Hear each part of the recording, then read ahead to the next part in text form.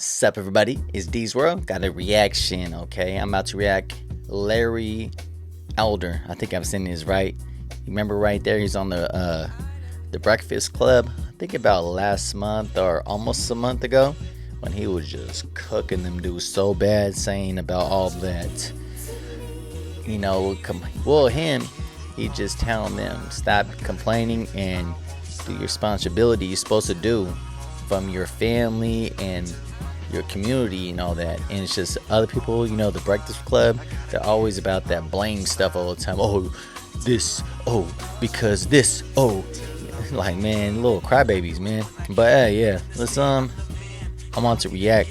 I'm gonna react this one though, because that's what it might be interesting. He might get some new kind of information because he's very intelligent, man. So hey, let's go straight into it now. Okay. Y'all ready? I see that he's trying to be president too, though. I don't know. He might not win. He probably won't. But I like the way how he talks and everything. Just can't blame everything about your life or something that you don't even know about that kind of stuff. Slavery or all the stuff that kind of way. It's just no. You just have to just live your life, work hard, and keep going. So all right, y'all ready? Let's go.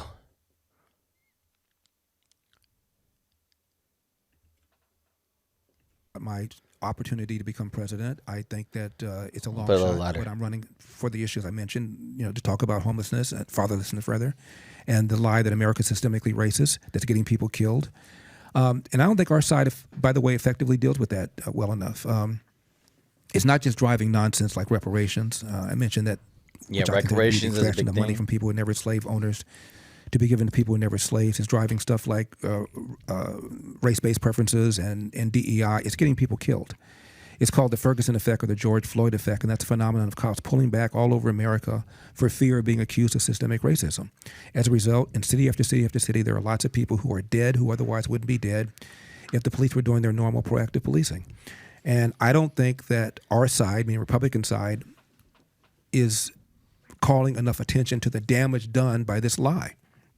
Look at the George Floyd riots or the Black Lives Matter riots that took place in protests in May of 2020 that lasted 4 months. The most deadly protest in the history of America.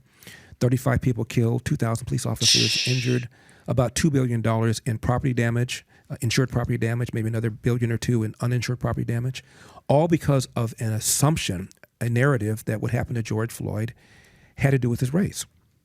Now, Because people lie. They do lie. It's all about the ones that want to protest for George Floyd, and without having the video, the whole thing.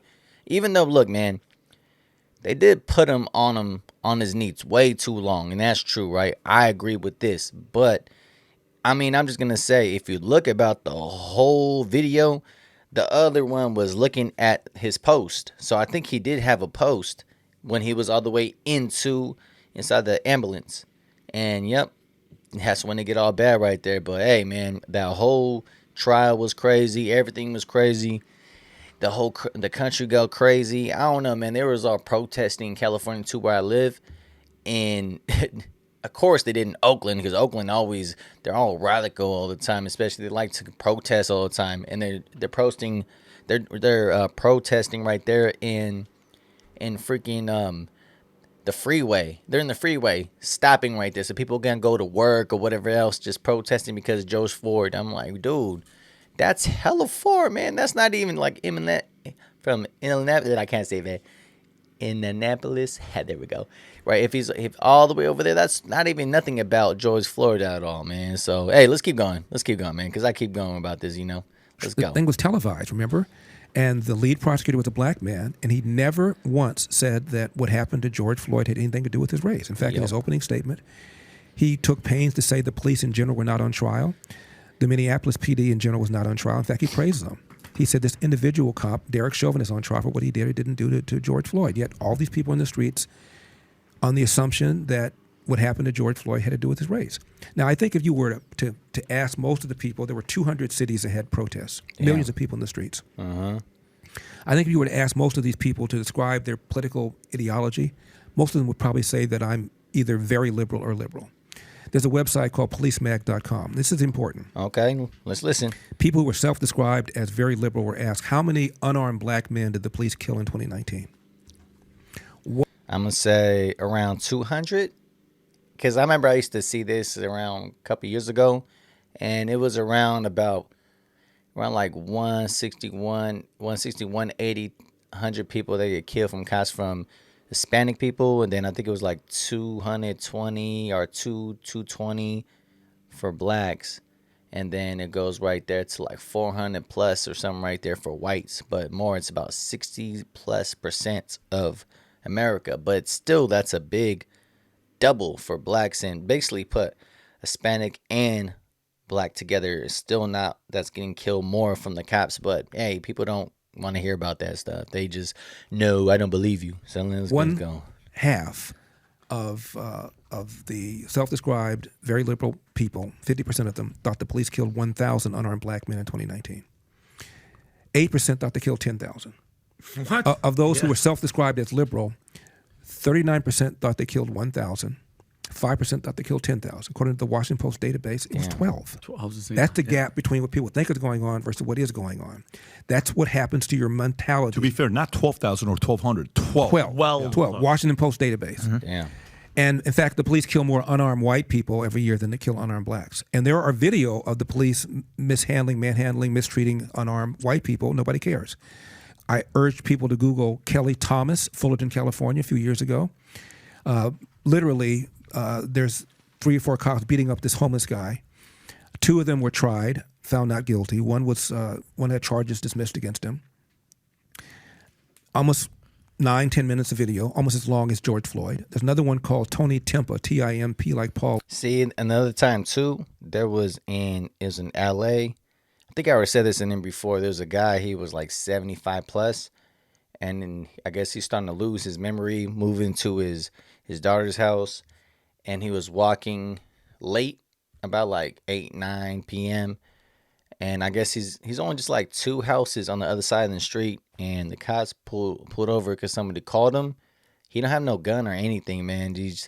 And they shot him. I don't know the whole thing, but the whole thing is that he's an older person, can't even remember his stuff, and no weapons, and then he got shot and killed. But hey, nothing about him, okay? Oh yeah, it's nothing about him. Oh yeah. So that's why all that kind of stuff, the Black Lives Matter and everything else, they just always go on just one side. They just want you to get mad. And it's not cool. Like, show me something positive or something about it for that. But no, it's not. It's always about negative. Like, oh, the police are wrong all the time. And it kind of changed. To me, I was always 50-50 when I'm younger, okay, from the cops. But now, as I grew up, man, I know so many people that's cops now. I have family that are cops. I have people I went to school that's cops.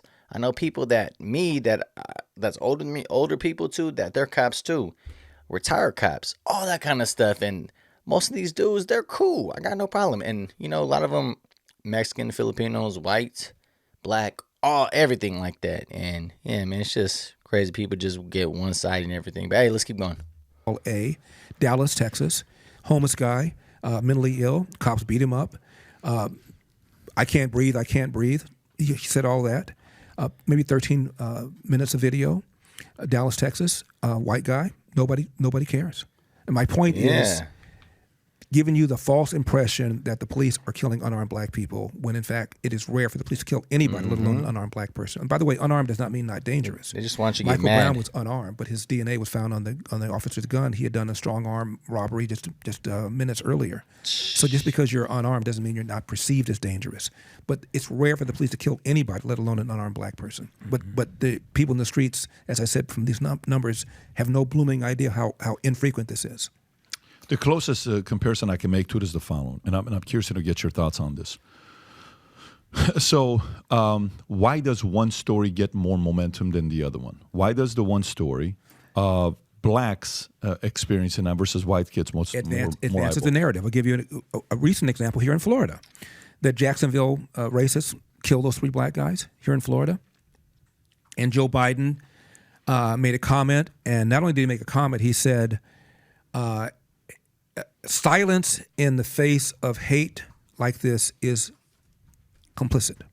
Wait, he probably, when he said that, he's probably he's probably stuttering. You're being complicit. About 3 months ago, Tulsa, Oklahoma, black guy gets a gun. If you are hearing this for the first time, this is my point. Black guy gets a gun, walks up to a white guy, pulls out the gun, shoots him in the back of the head and kills him. Damn. Goes to another area of Tulsa, Oklahoma, sees another white guy, pulls out the gun, shoots him in the back of the head and kills him. Damn. Admits he did it because they were white. Mm-hmm. Biden didn't say a damn thing. Of course. He didn't say a damn thing about that because it doesn't advance the agenda. And by the way, most homicide, it's same race homicide. Most whites who are killed by other whites.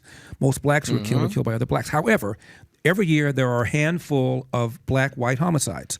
Out of the, say, 20,000 homicides, all the time, about 750 of them are black, white, white, black. 500 white people are killed by blacks, even though blacks are just 13% of the population. 250 black. Let me go back. You talk so fast, man, but let's go. My bad. White people are killed by blacks, even though blacks are just 13% of the population. 250 blacks are killed by whites, even though whites are 60% of the population. So blacks are killing twice as many whites as the other way around. Most people have no idea about that stat. I'll give you another one. Forget about homicides. This is violent crime between blacks and whites other than homicide. Attempted murder, rape, assault with a weapon. Roughly 500,000 such instances every single year. 85 to 90% is a black per white victim, only 10% to 15% the other way around. Most people aren't aware of that.